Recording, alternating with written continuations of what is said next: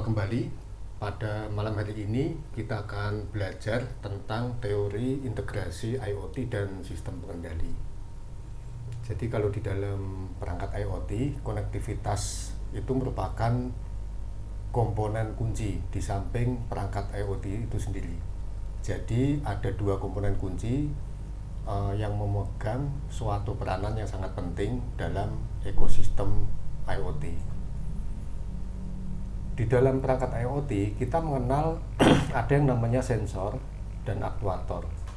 Jadi sensor itu gunanya adalah untuk mengumpulkan data. Jadi ketika ada suatu tempat di situ dipasang sensor, maka sensor itu akan mengumpulkan data-data yang ada di lingkungan tersebut. Tujuannya adalah untuk diproses, kemudian dieksekusi dengan menggunakan yang namanya aktuator.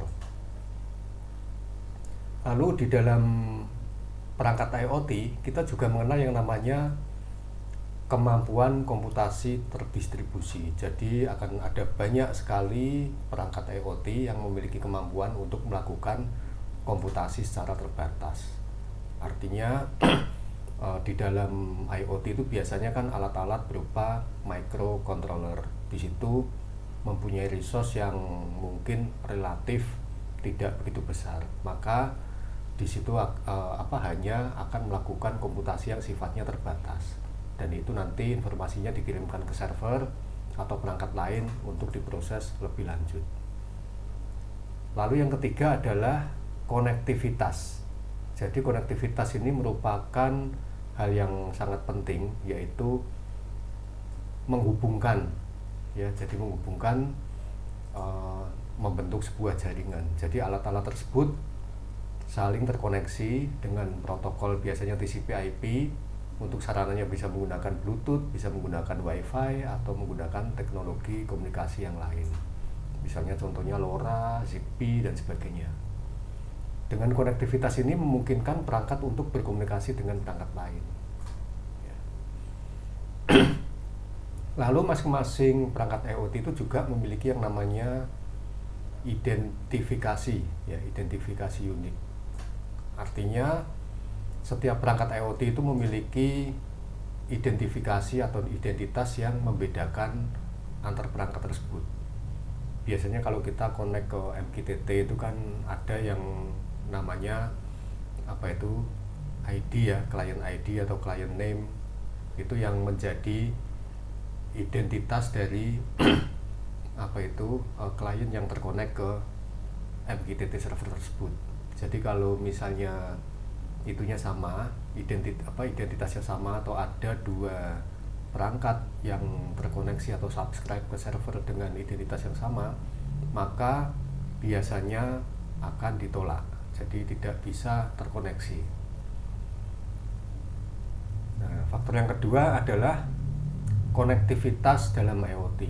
Nah, konektivitas IoT ini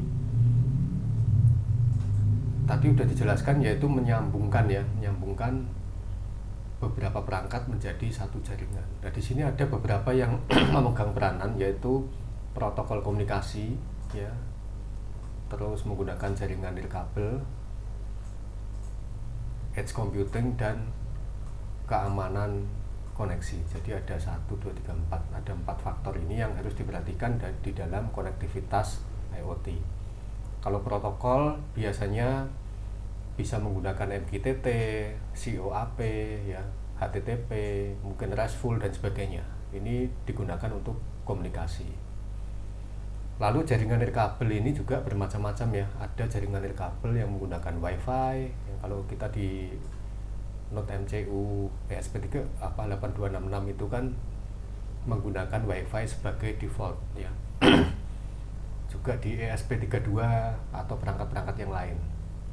Bisa juga menggunakan Bluetooth Bluetooth atau BLE Bluetooth Low Energy.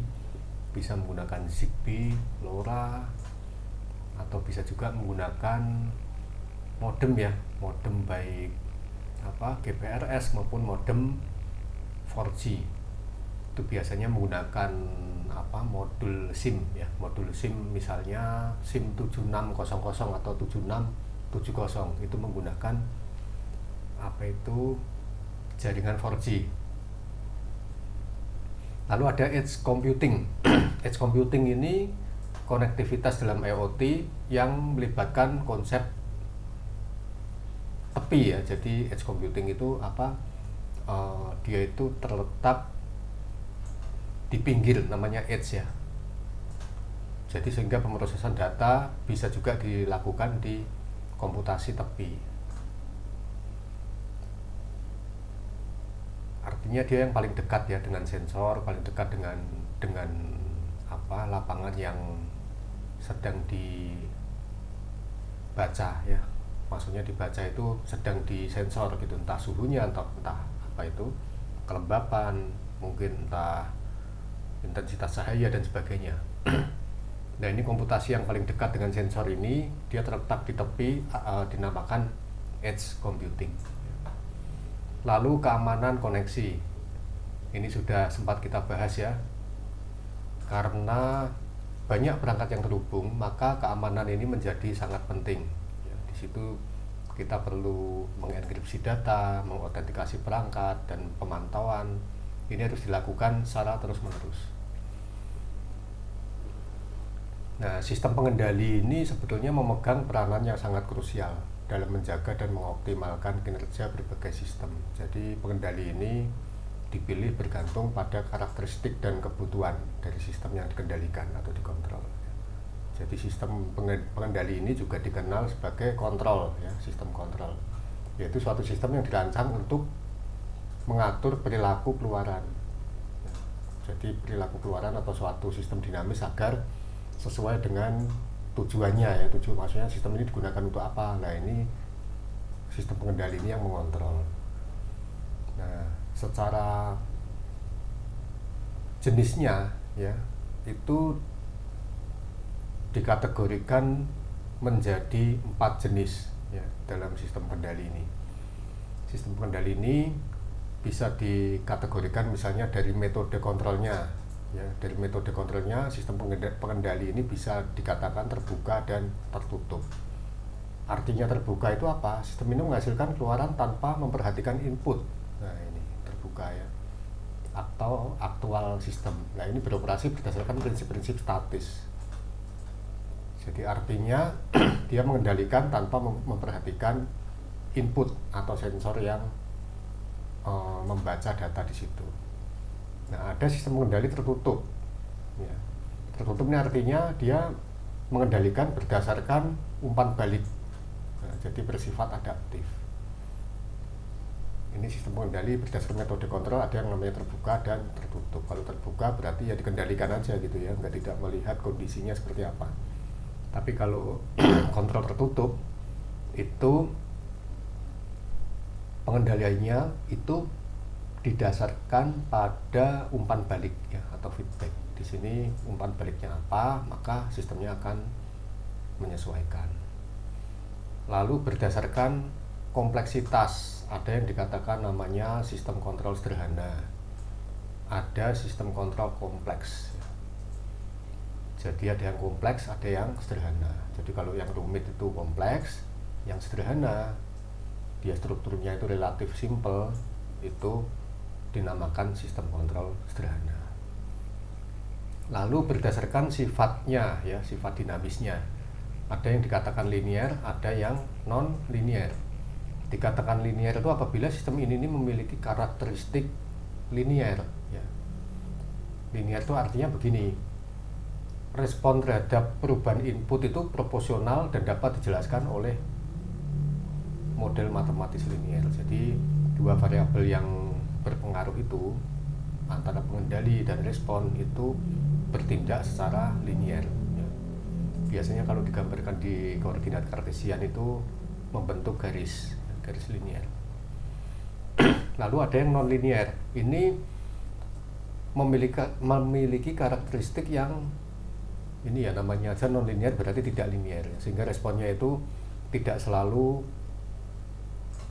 membentuk garis lurus ya atau proporsional. Jadi bisa aja nanti bentuknya itu kompleks ya. Lalu berdasarkan aplikasinya. Jadi berdasar aplikasi Ada namanya sistem kontrol proses, ada sistem kontrol kendaraan ya.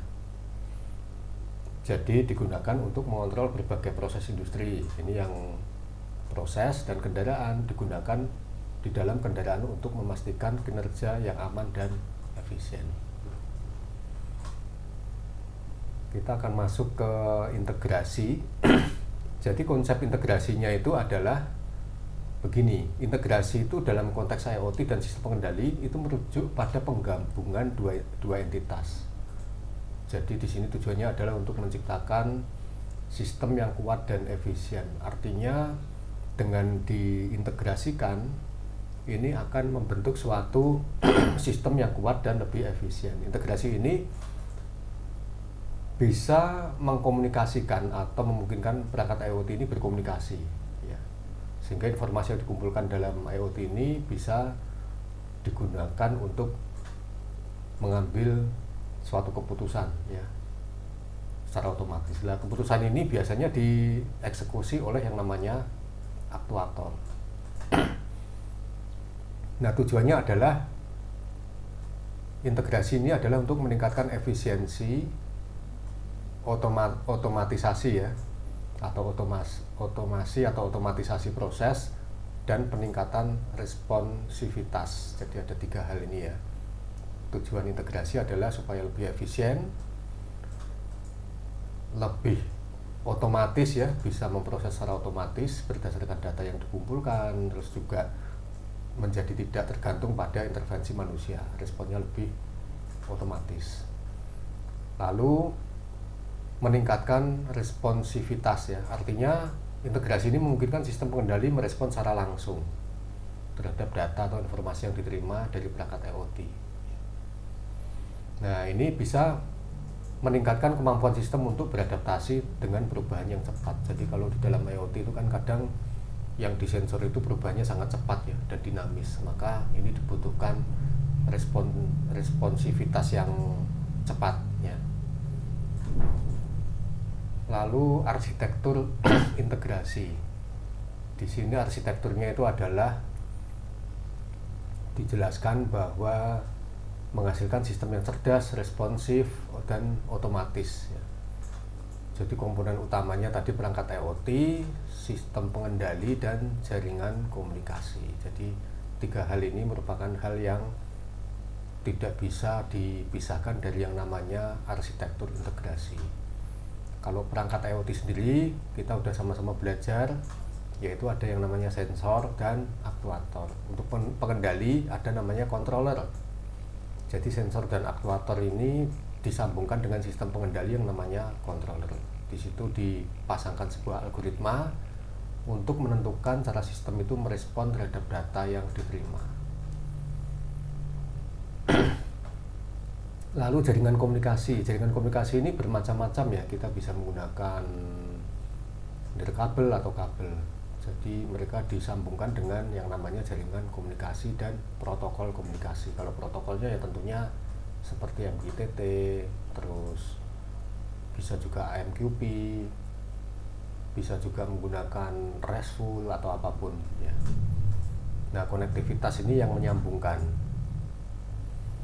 Hubungan antar perangkat IoT dan sistem pengendali. Jadi perangkat IoT ini mengumpulkan data dari lingkungan dengan menggunakan sensor, kemudian data itu dikirim ke sistem pengendali melalui jaringan komunikasi ya, ini cara kerjanya. Lalu sistem pengendali itu menganalisa data dan menghasilkan perintah itu dikembalikan ke perangkat IoT melalui jaringan komunikasi dan aktuator yang menjalankan ya, jadi prosesnya seperti itu.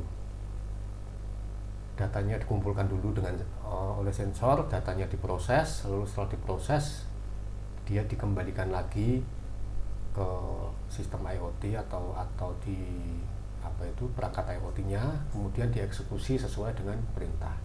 Nah, komunikasinya ini lewat yang namanya ini ya, konektivitas itu tadi. Jadi jaringan komunikasi. Nah, di dalam teknologi integrasi IoT ini peran-perannya seperti ini ya, sudah pernah dibahas bahwa sensor itu digunakan untuk mengumpulkan data dan aktuator itu merespon perintah dan mengeksekusi suatu perintah yang diterima dari sistem pengendali atau controller. Nah, komunikasinya itu menggunakan protokol yang umum digunakan ya, misalnya contohnya MQTT, COAP, HTTPS. Nah, di sini keamanan itu merupakan satu hal yang sangat penting ya. Jadi enkripsi, jadi datanya biar nggak bisa dibajak ya, atau diintip, nggak bisa disniff. Lalu ada yang namanya autentikasi perangkat, jadi perangkat mana saja yang boleh gabung, mana yang nggak boleh.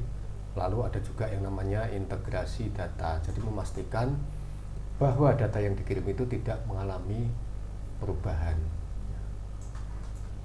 Nah, ini ada yang namanya cloud computing ya. Cloud computing itu adalah komputasi awan. Jadi biasanya kita bisa menggunakan cloud computing ini untuk memproses IoT yang sifatnya sangat besar dan letaknya berjauhan ya.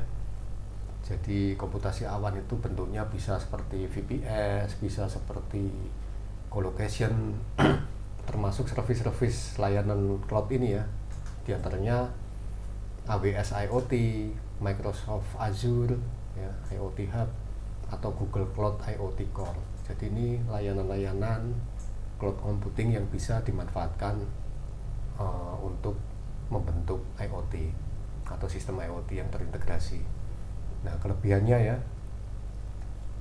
jelas skalabilitas, aksesibilitas, dan analisis data tingkat tinggi. Jadi karena menggunakan cloud ini ya otomatis skalabilitasnya bisa besar karena dia online ya, lalu bisa diakses dari mana-mana ya. Dan yang ketiga, analisis datanya bisa menerapkan analisis data tingkat tinggi karena bisa menerapkan AI di dalam cloud computing. Kalau menjalankan AI di edge computing atau fog computing, tentunya resource-nya tidak sebesar server yang ada di cloud computing. Nah, tentunya resikonya ya ini keamanan, karena dia bisa diakses dari luar, maka harus mempunyai keamanan yang ekstra. Lalu ketergantungan ya, jadi ketergantungan pada pihak ketiga, penyedia layanan dan sebagainya, ini merupakan isu yang menjadi resiko. Di samping biaya, biasanya cloud computing ini membutuhkan biaya yang lebih tinggi ya. Ini ada studi kasus, ini contohnya implementasi aplikasi IoT ya dan sistem pengendali. Nah, di sini tantangannya tentunya keamanan data, interoperabilitas perangkat ya, dan manajemen energi.